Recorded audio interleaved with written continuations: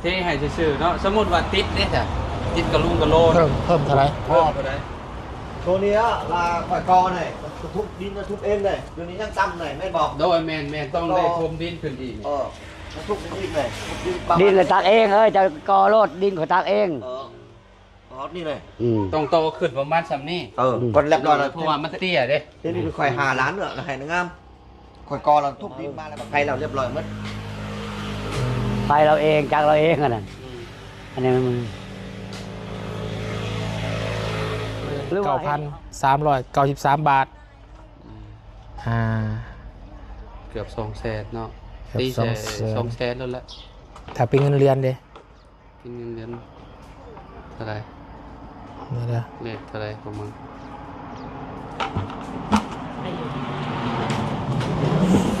2 ล้านเท่าไหร่ก็ 2 ล้าน1แสน 100,000บ่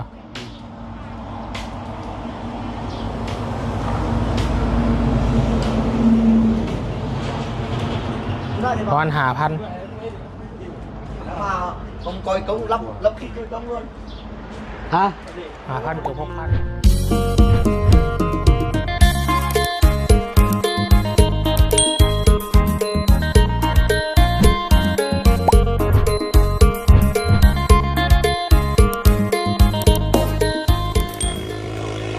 พี่น้องเอ๋ยเนาะทางฟอร์ด คันนี้โอ้ย มาอีกแล้วพี่น้องเอ๋ยเนาะ เลยนี่เนาะ ฟอร์ดเลนเจอร์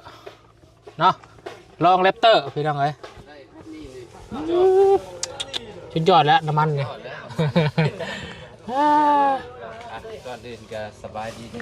โดยสบายดีและสวัสดีพี่น้องเอ๋ยเนาะมื้อนี้เนาะทางบาบุญแล้วก็ทางอาจารย์ลาวนัดไม้สร้างสร้างคุณว่าวอตะกี้นี่คือว่า120 ล้านเนาะ sao 120 ไป tấn nào nữa thế này ฮะแบบใด bếp điện không lăng rồi สินเจ้าเด้อ chào สบายดี rồi sao là hot hết hơn này bọn hán đi bọn hết này ทั้งนี้เนี่ยบ่เฮ็ดหยังเลยบ่ บ่ได้เฮ็ดหยังให้เลยบ่เทพื้นหรือบ่ได้เทบ่ thế phương là thế đây กะโลกับติด bo từ lô tiếp vào đấy กะโลติดบ่ได้100ชาว hết bên hơn đây này เฮ็ดได้แต่ฟางนี่เนาะ và hơn này อ๋อ เฮ้ยว่าcái lô xoay hòn nướng không ạ nó giúp Ủa, Đà Lam mà làm đóng cái lô hết hả hết cả hết ตัวน้อยขึ้นมาพี่ตัวน้อย Đà Lam mà làm gạch cái đây luôn à họ dù đằng trên đằng trước không มาอยู่ใกล้ๆแล้ว อ่า เนาะสบายดีนะพ่อเด้อ อืม เอา đi đi cái nào lái bàn cả tù หลายบานประตูต้องใส่ประตู bàn được sao mà nó hết không lán đều ว่ามุมนี่น่ะเฮ็ดแบบเป็นโล่งเลย เราไปลงได้ บ่ได้ใส่หยัง คือแบบ แล้วว่าเราเฮ็ดแต่ทั้งนี้ไปนี่ห้องเฮือนเท่านั้น คมม้านี่120 ล้านนี่ แต่นี่ ทั้งนี้บ่มีหยังเลยพี่น้องมีแต่เทพื้นให้นั่นล่ะ แล้วก็ปล่อยโล่งเลย ปูให้ ทางในนี่ปูกะโลบ่ cái lô mất กะโลเบิดแล้วเบิดเลย cái lô đó กะโลแล้วก็เพดานเนาะ bỏ bề đàn đây vào đấy bề đàn có เพดานบ่ได้ đàn đây nhang đấy Khương trừ bao man bẹt chứ bay lán đâu อ่า trời còn nắp á อัดหมดเลยอันนี่ได้จังได๋ว่า tôi đi đã ắt อ๋ออันนี้ต้องอัดให้อยู่แล้ว to là ắt ở đây bỏ อัดจังได๋ว่าจะแจ้งนะใช้แผ่นเนี่ยเอาชามาน่ะ 120 ล้าน sẽ đi trường nước À. đây sẽ đi trường nước เป็นเงินบาทเท่าใด120ล้านนี่ บาดเป็นบานประตูเนี่ยเป็นแบบใด บานประตู bạn đừng choáng bạn đấy không đừng choáng bạn ตัวยาวบ่ tôi nhây choáng bạn tôi nhà tôi nhây cái đấy อืม แบบว่าเบื้องละปองนะปองเยี่ยม còn đừng choáng bong tôi อ๋อ chi เขา bong สามารถเลือกได้เนาะ đây này chi bong อีปอง อ๋อเนื้อ ทางหลังนี่บ่มีบ่ทางหลังบ่ใช่บ่ ทั้งร้านก็ต้องใส่ให้น้ำ ใช่บ่ hơn này đừng choáng chám chi ทางหลังเด้ làm cháy hết nhá tôi đi đi vào tu lăng ba này ประตูออกนอก ประตูใหญ่ ประตูหลังบ้าน หลังบ้าน tu lăng ban ทางบ้านน่ะประตูเอาของคนครัว ประตูน้อยเฮ็ดจังห้องก็ ช่องห้อง ช่องห้อง ห้องหนึง 1 2เนี่ยบ่เรียงกันเลยเนาะ แม่นเรียงกันนี่เลย แล้วก็ Bưng đi cái này bưng đi cái แล้วก็อยู่นี่ประตูใหญ่ออกนึงประตูยาวเนาะออกนี่เนาะ này bẹt chip พูด80ออกนี้ ประตู80เอาทาง เอา ห ป ลั ระ ง ตูแมทเลยแหละมันจะกลัว bò mì batu mét อ่า มีแต่อ้าวนี่มีประตูน้อยแล้วมีปองเยี่ยมอันนึงอันนี้อีก ông kia mà อ้าว ประตูน้อยบอกเยี่ยมแหละ โอเค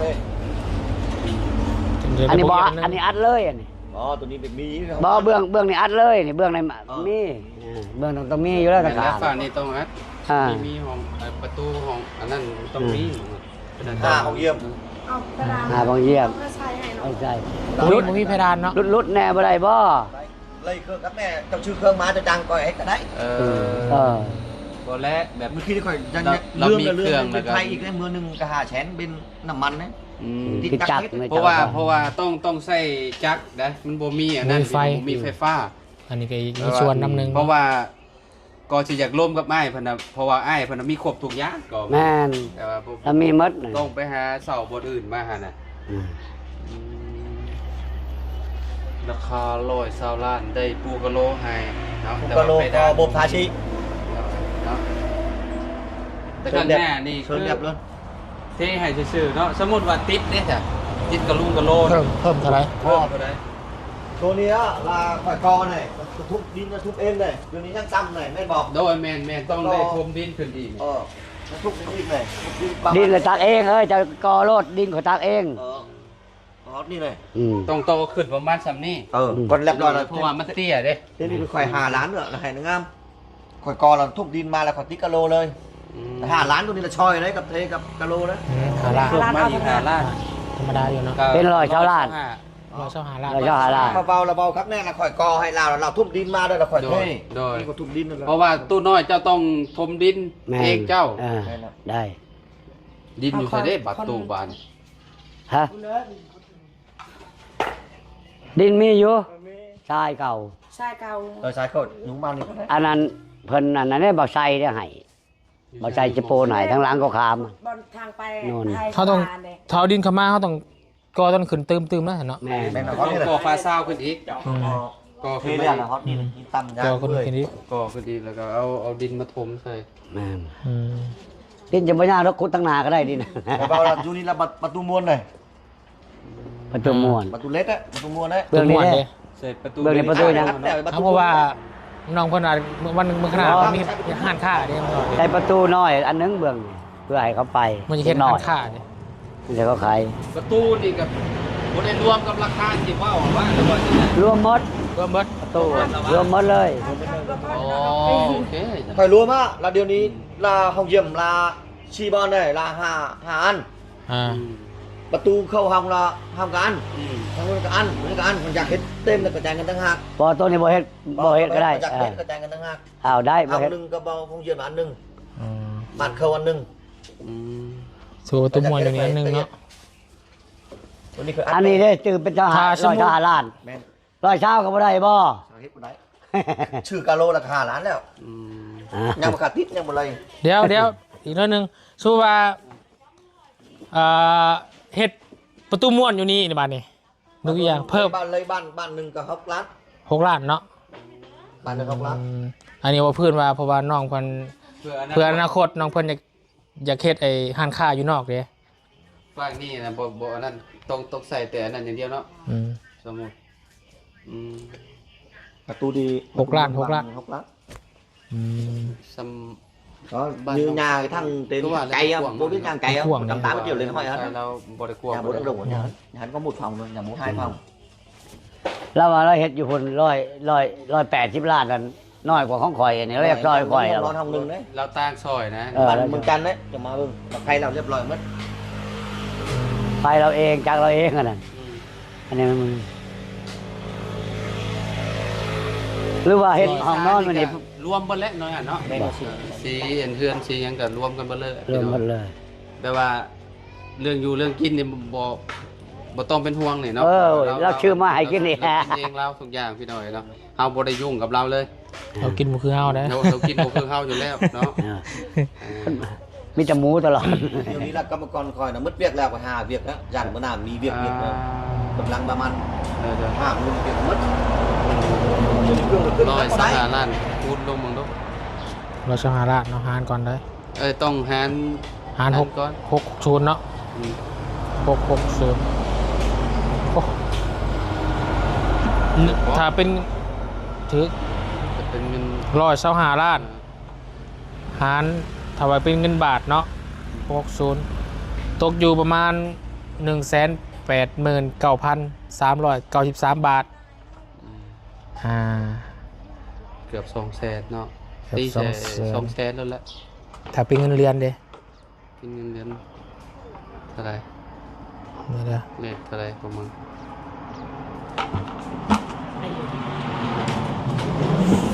2 ล้านเท่าไหร่ก็ 2 ล้าน1แสน 100,000บ่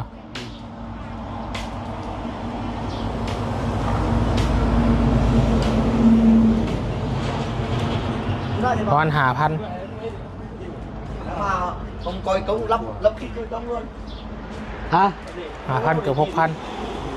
พงเนาะน้องหยอ เพราะว่า เชื่อร้านมัก 3,000 เลย แสนนึง บอกคงเดือง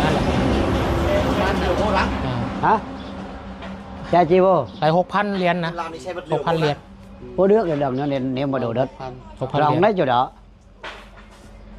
bên nó rồng đấy สมมติว่าให้กับเจ้าเขามีเงินนะเจ้าก็ถอยเข้ามาได้อย่าบ่พวกดินบ่หยัง đây cho chị thấm đinh này cho nói เราจะคุดจังหวะทมบ้าง คนเลยอยู่ทมเลยคันละเจพออยู่ทมดินนั่นเองนี่กวางเตลได้พอตะก้องอ่ะกวางเตลเลยคนเข้ามาทางนี้เลยคุดเจยลงไหนก็เข้ามาทางนี้เลยก็ได้ ต้องเฮ็ดตอนนั้นมันแล้วก่อนเนาะ แม่นบ่เฮิง แล้ว เรา เอาดิน ไปหา มา คุด ถ ดิ อน ก นี่ พี่ มือดิช่องมือก็แล้วคุดดิน ตอนเจ้าก็เห็นไปเลยนี่เนาะ เออ แบบพอ เอา พอขึ้นในบัญชีสูงๆน่ะ ให้เขา จะน่าหาคน ขึ้น con nưng คันบ่ทันมันเบิดเลียวกับเจ้ากอทั้งนี้ก้อนคอยแป้งนี่แล้วจะเอารถเขามาใช้นี่กอทุกนี้ก้อนเนี่ย bẹp nữa con nưng để thấy ít chip trên này là con ít พอดีสิมั่งขึ้นพอดีจำนั่น con bẹp nữa thấy ít chip trên nữa bẹp trên nữa มันพื้นอีกเด้พอดีขึ้นสูงพื้น อันนี้เนาะ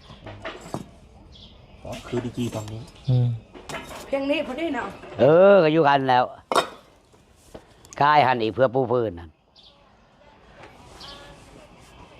เจ้าลุยรถลุยกันว่าเห็ดลุยทักดินลง เดี๋ยวครับไปแจ้งคุณใหญ่เพิ่นก่อนคันว่าเพิ่นตกลงแล้วครับก็สิให้เดี๋ยวสิบอกเจ้าอีกเทื่อนึงดอกเนาะให้เพิ่นมาประเมินให้เพิ่ม họ về góp ý nhiều người đó ก็ประมาณ เพราะว่าทางผู้ใหญ่เพิ่นให้เฮามาเบิ่งก่อน แบบว่า แล้วก็เฮาสิไปแจ้งเพิ่นแล้วก็เพิ่นโอเคแล้วก็สิ เพิ่น โอ โอ เค เคแล้วก็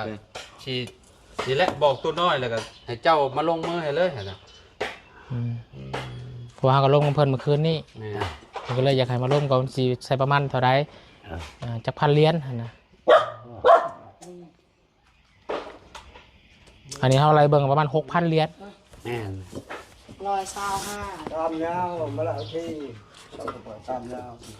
phần rồi này làm đây là เจ้า chắc ว่า cố เจ้าเสร็จประตูมองนี้ก็มองนี้สิเอามองได้จ้ะบ่ ชาข่อยคิดนะ อันนี้คิดแต่ว่ามันก็สิใช้งบหลาย แม่น ก็คืออนาคตของน้องแต่งจริงเพิ่นนี่เปิดห้านค้า บัดเรามีเงินเลยให้เราอัน เนาะ แม่น แต่เฮ็ดตั้งก่อนก็ได้เนาะ เพราะว่าให้จังได๋ก็ให้กับเจ้าได้อยู่ เพราะว่ามันสิฮอดหน้าพ้นน่ะยังได้หั่นน่ะมันได้เฮือนหลังใหญ่อยู่นี่ก็ถือว่าโอเคแล้วขอเนาะ โดย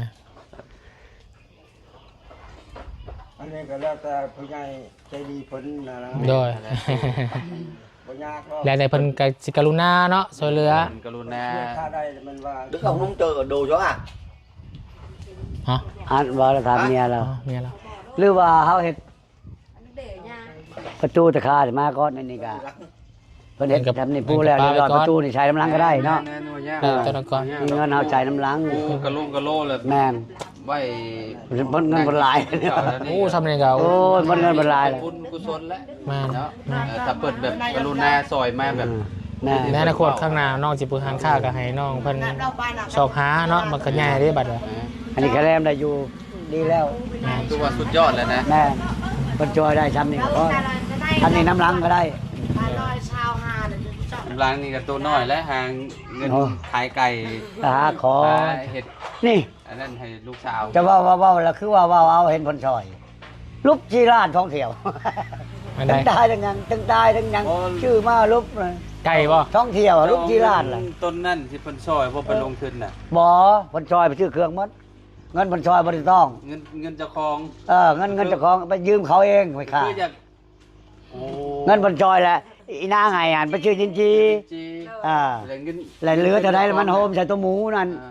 น้อยหนึงมันเองมันมี เงินทุน บ่ได้ต้องเงินลูกจะกิน ไปลงทุนเสียกายเราเบิดเลย แม่นมีแต่ไปยืมผู้อื่นอันเงินเทินไก่อันเงินตัวนี้แหละคนชอยนี่ของลูกล่ะให้ลูก กันนัวมือจริงมือนั้น เงินแน่น 2,000ได้นี่เนาะ 2,000ก้อนจะถึง6 ล้าน 6มันรุ่นให้แสนหนึงเหลือ6 ล้าน 5เดี๋ยวนี้แล้วว่าเราเฮ็ดบ่ต้องซื้อตื้อมีแต่เราเฮ็ดเลยร้อยตลาดเราเฮ็ดเองเลย มีหยังขาดแล้วก็เอามา เฮ็ดเลยบ่ต้องซื้ออีกดินจีนะ อ๋อเป็นเลยนินจีอยู่นี่อีกเด้ก่อนมียังบ่พอก็สั่งมาอีกเด้ เข้าใจเจ้าลายตัวนี้แล้วแต่ว่าตัวอื่นเจ้า แม่นก็บ่ตัวได้ ตัวนี้เจ้าลายตัวนี้ตัวบ่พอเลยเจ้าจ่ายเองแม่นเราลายตัวนี้เลยดินจีแล้ว ใส่ตัวนี้เลย แม่นแต่ว่าบ่พอเท่าใดแล้วเราของเราเองบัด ขอ นี้ งเราเองแล้ว อ่า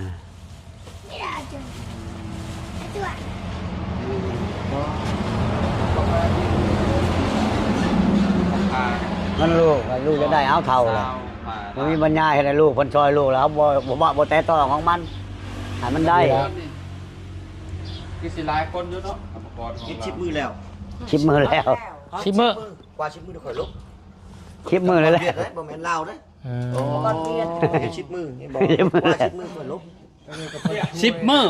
ใช้เวลา10 มื้อ ชิปมือแล้ว ไอ้ยะ โอ้ตัวนะมื้อหน้าก็มาจะเบิ่งก็เฮ็ดชิปมืออย่างบ่ฮอตเด้ ยันบ่ดิแล้วอย่างนี้จะเป็นยังไงนี่ห้องน้ำมันยังให้3ทิศแล้ว ไปห้องน้ำกันนะ ของน้ำขอยันมือเดียวเนาะ ห้องน้ำมือเดียวแล้ว มือเดียวเพราะว่าอืม หน้านี่มือเดียว มือเดียวมันควงเราเลยเห็นเลยพี่น้องเอ้ย ตัวนี้ชิปมือมาแบบกว่าชิป5มือแล้วข่อยลุก โอ้ กว่าชิปมือลูกค้ากรรมกร เวลาเป็นความเรา กรรมกรเวียดนามมือหนึง8เซน อ่า กินข้าวน้ำน้ำ9เซนน้ำมันน้ำยางตำรวจกาแฟ กว่าชิปมือแล้วลูกมัน กด10 มื้อน่ะลุก100ซับ100ปลายล้านนี่พี่น้องเนาะ แล้วก็มาเฮ็ดกว่าชิปมือแล้วข่อยลุกไปเลยแล้ว ต้องเร่งเนาะต้องเร่งให้กรรมกรเพิ่นเฝ้า เช้า ต้องคุมนะ ประมาณ3มื้อแล้วหมด เราเช้าหาลาดบ่ตัวนี้บ่ได้ มือเร็วเว้ย บ่ ก็ประมาณ3 พอบุญตัวนี้บ่ได้หายแล้วใจบ่บ่ได้ใจก็ได้เนาะ อันใด ตัวนี้บ่ได้หายแล้วใจที่ไหลอ่ะ บ่ ไหลไหลแต่ร้อยเช้าลาดนี่เนาะ แม่น ไหลทั้งในนี่ร้อยเช้าลาดแม่น ๆแต่ว่ารอยเช้าหาน่ะเพิ่นอันนี้ให้นายคือจะว่าปูกะโลให้ บ่อันนี้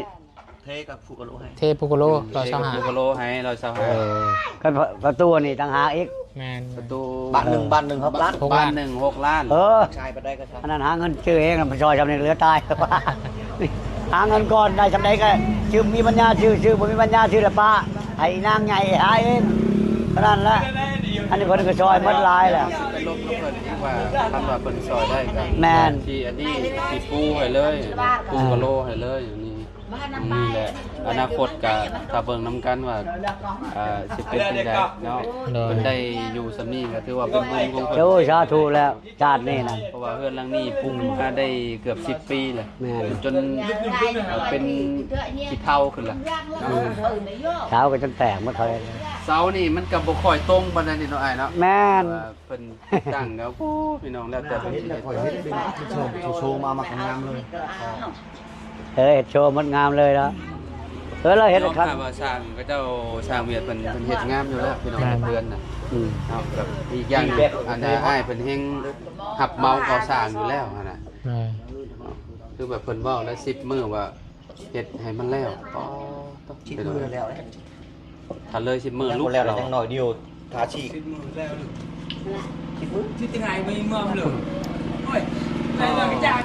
นกำลังระหว่างราคากับ30,000เลย เนาะเราหลังคา3มื้อก็3มื้อก็ เอาลังคา3มือแล้วว่า3มือ คุณชิป5มือกับบุงหลังคากับ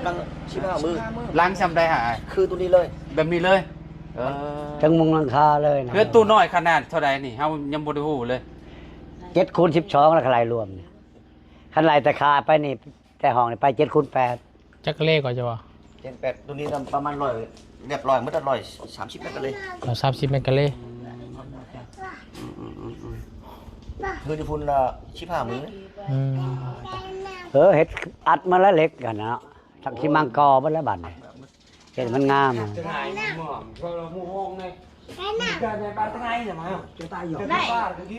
สร้างเอาสร้างมาตรฐาน โอ้ย เนาะ ขนาดมุ้ยไฟ มือเดียวแล้วมันออกหมดแล้วเขาจำหนึ่งเพื่อเทคานอีกเนาะ เพิ่นครบทุก คานอีกเด้คานปักเยี่ยมอีกเด้ต้องใช้คานเนี่ย เบิ่งให้แล้วก็คือสิ ชิบมือยังเช้ากว่าแน่ ตั้งซอยประตูน้อยเลยคะแนน เบียดลา สร้างอื่นบ่ฮู้ว่าเพิ่นสิเว้าราคาเท่าใดเนาะ สร้างอื่นผมบ่มีอันนั้นผมมีเครื่องมือ อืม มันก็เจ้าช่างเครื่องมาก็ได้ก็ครับเมา60 ล้านเครื่องเจ้าเองเจ้าช่างมาคอย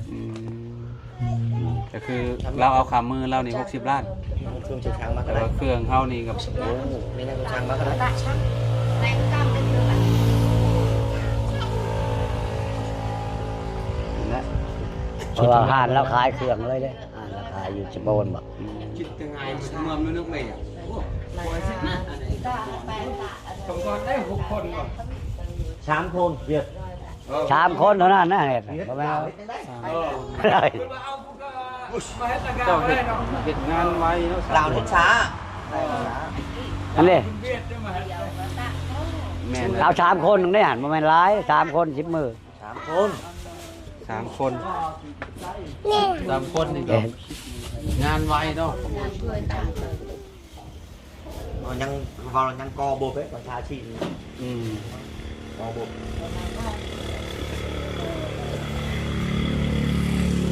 เนี่ยประมาณนั้นแหล้วเนาะเดี๋ยวไปแจ้งเพิ่นเนาะ เดี๋ยวสิไปแจ้งผู้ใหญ่เพิ่นเนาะถ้าว่าเพิ่นสู่ได้ก็คือสิได้ให้เพิ่นมาลงมือเลย ใช่ไหม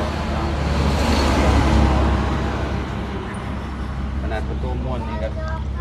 บ้างหนึงก็เป็นเท่าไหร่แหละเป็นเท่าไหร่ 6 ล้าน เราเบิ่งนึงได้บ่500บ่14ได้2 ว่าเฮาสิจ้างช่างลาวก็มันก็ต้องไปหาอีกพี่น้องเนาะหาเครื่องอุปกรณ์บ่ครบอีกบัดใช้เวลา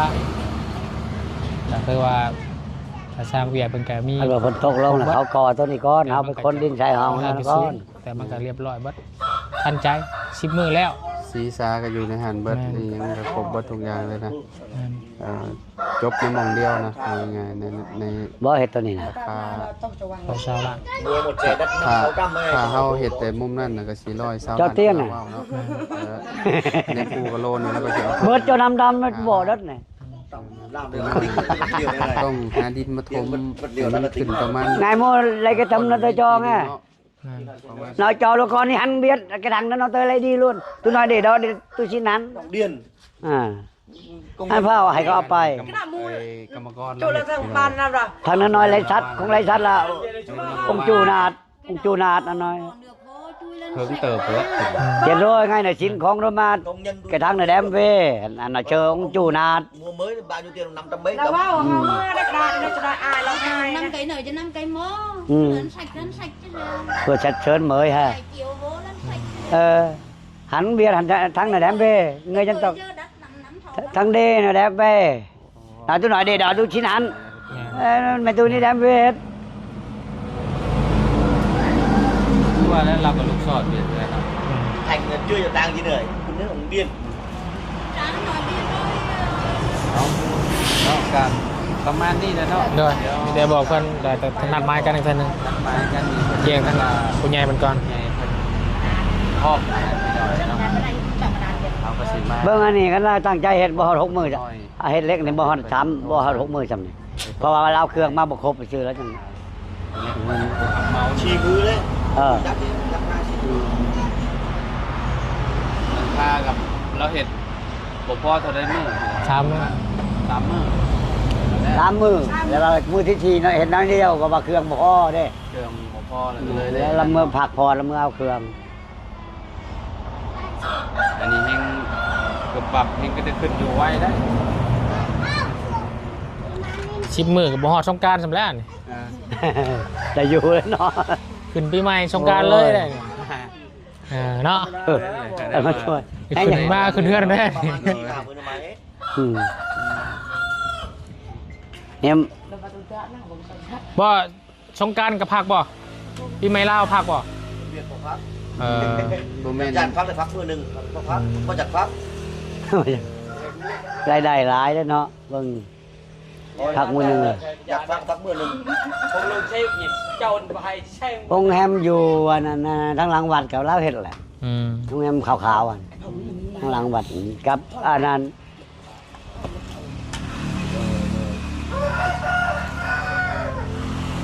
ว้าวแล้วว้าวโลดราคาชำนาญโลดว่าให้รุดกับบรุษเนาะ คาข้างแน่แล้ว เราเก็บมาเรียบร้อยแล้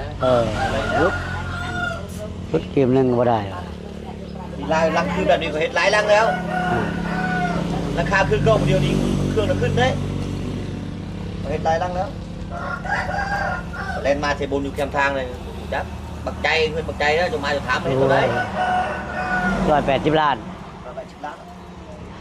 แล้วห้องนอนห้องหนึ่งนะ เกือบ200เนาะ ชามนี้เรียบร้อยไหม200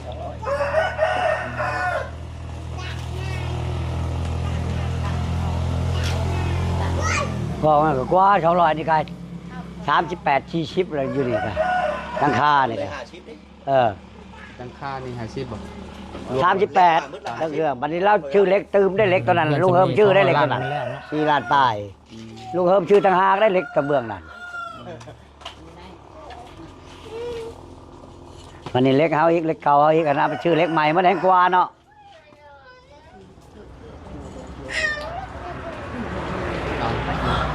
จะบอกกับมันนะเนาะบอกคนว่าตกลงจะไปลงกับผู้ใหญ่ก่อน แม่ เนาะ นมีแต่คันว่าผู้ใหญ่เพิ่นตกลงเลยเฮาสิแจ้งอ้ายไปอีกทีนึงเด้อ โอเคจะต้องมาเคลียร์ละเอียดเลย โดย เยี่ยมจากบ้านในบ้านตัวใด โดย ตัวใดการโลกวางแบบใดเนี่ย โดย ชี้แบบตัวใดเนี่ยชี้แบบใดเนี่ย แต่ว่าเพิ่นโอเคตกลงว่าสิเฮ็ดแล้วเฮาสิจดปงเอี่ยมจากบ้านประตูหยังบ่อยากสิหยังเนาะสเปคเคลื่อนนะให้เจ้าเบิ่งอีกเทื่อนึงเนาะ มีแบบอยู่บ่ซะแบบให้เบิ่ง แบบรถนะแบบรถของอะไรพวกตัวใดมาแทนเนี่ยแบบ ทรงโมเดิร์นนี่มันก็บ่ได้มีหยังมากมายติเนาะ มันมี ดูราคาแล้วเราอยู่ในนี่เป็นตัวแต้มนี่ บ่ได้มีหยังหลายได้มุงหลังคาแล้วเลยเด้ นั่น มีแต่ก่อขึ้นแล้วก็ฮะอันว่าหน้าต่างจะสิเอาแบบใด หน้าต่างนี่ว่าเอาแบบยาวงามเนาะ เอาแบบ ยาว แบบยาว แบบยาวเด้ ยาว แบบยาวแม็กซาว อืม กว้าง แล้วแต่เพิ่นเฮาบ่ฮู้จักตัว 60กว่า บ่เคยเห็นนะ เรามี2บ้านมันมีเม็ด5เนี่ยเม็ดเช้าเนี่ยเม็ด40เนี่ย ยาวงามหมดแบบยาวย าว แบบยาว ไหมมันลายห้าต่างเม็ดเช้าเม็ดห้าเลยทำมันเม็ดเช้าเม็ดห้าย าวขึ้นแบบนี้นะยาวขึ้นแบบนี้ ยาวขึ้นปะเนี่ย ตั้งบ่งามบ่ ขึ้นต่ำขึ้นเลย แบบเบิ่งลวดลายละไม้เดี๋ยวว่าเพิ่นวาดให้เบิ่งก่อน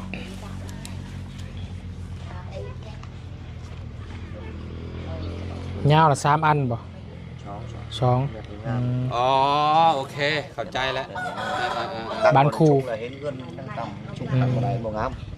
เห็นได้บ่งามตัวนี้กว้างเลยกว้างเลยเห็นต้องเยี่ยมยังน้อยเดียวนะเม็ดห้าเม็ดเช้า 1 2 3ปงเอี่ยมเนาะ เยี่ยมห้า ตรงเยี่ยมหา ประตูอยู่หันประตูใหญ่ 3 วัน ประตู3อันนี้ประตูม้วน ตรงนี้ประตูม้วน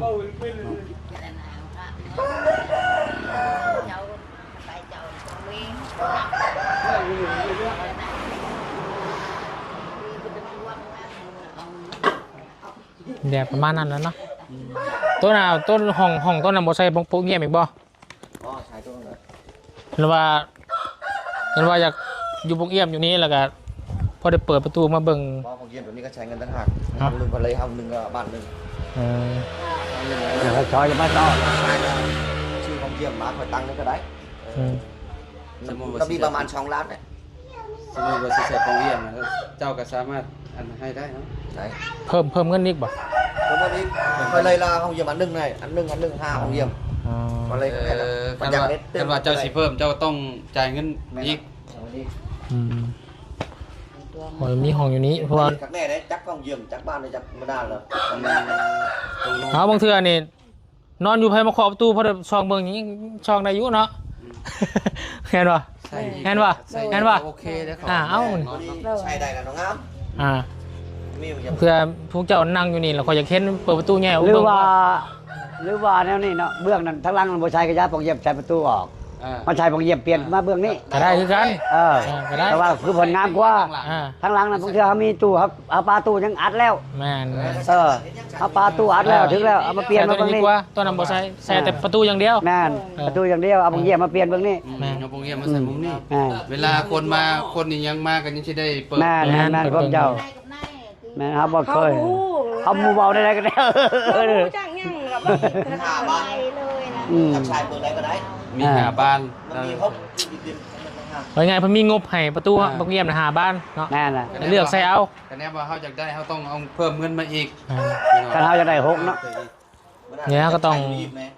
งให้ร่วมกันมันเข้าใจก่อนมันตัวอะไรว่า พอเห็นแล้วมันมาเบิดแก้ไขกำลังบ่ได้ บ่ได้เบิ่งนี่บ่ใช่ก็ยาก็แต่กัน เขาใช้แต่ประตูใหญ่ประตูอันนี้เด้ ใช้แต่ประตูออกแล้วพอ 80 เพราะว่าทั้งเทื่อเฮามีตู้เนาะเฮาก็ใช้ตู้เองอยู่หั่นสบายครับปองเหยียบมันเปิดก็บ่ได้เขาขึ้นนั่นเนาะมีตู้ใช้ชงเชือเด้ เจ้ามีประตูอยู่แล้วเจ้าบ่ต้องใช้ก็ได้ ใช้ยังเปลืองเงินมันหลายชื่อ แล้วมันแล้วกะชีเลยมหาศาลคือดีหัวแล้ว จักชายละมาตกลง5มือลงมานี่เขาหูจักเด้อมื้อหน้าเลยตกลงอีกแล้วคอยขาเวียกแล้วก็ทับบ่ได้ ภายใน5มื้อเนาะ วันนี้เราเขาจะไปล้มกับเพิ่นเลยมื้อนี้นะเขาสิไปแจ้งเพิ่นเพราะว่าเฮาเพิ่นก็อยากฮู้ว่าอันช่างเพิ่นสิเว้าราคาเท่าใดหั่นนะแบบเพิ่นให้มาถามเลยหั่นน่ะ ก่อนเฮ็ดไว้เลยเฮ็ดประมาณ15มือลงมาแล้วก็แล้วเลยแล้วค่อยง่ายบ่แม่น งานเราไวหั่นน่ะพี่น้องเอ้ยเนาะ หน่วยงานตอนนี้เพิ่นยังบ่มีงานแล้วก็สิหาบงานเอาประมาณ5มื้อถ้าว่าก้ายมื้อไปแล้วเพิ่นสิไปเวียกทางอื่น แม่น อาจจะ มีที่คนอื่นแล้ว เรา เราพุดแล้วเราเฮ็ดพุดแล้วเฮ็ดแต่ก่อนครับบ่ได้ อืม ครับต้องมีไฟเฮ็ดได้อยู่นี่บ่มีไฟนั่นยากนะเพิ่นมาบัดเดียวเลยติดไฟจะเฮ็ดหลายคนก็ได้เลยเชื่อ แม่นอยู่แม่นความหมายแล้วเว้าอยู่ เพราะว่าเพื่อนประตูน้อยบ่ ตัด มีไฟ ค่าที่เจยไปพุ่นมันจังได้2แผ่น ยุ่งยาก จักมือหนึง500,000แล้วจักมันแพง น้ำมันมื้อหนึง500,000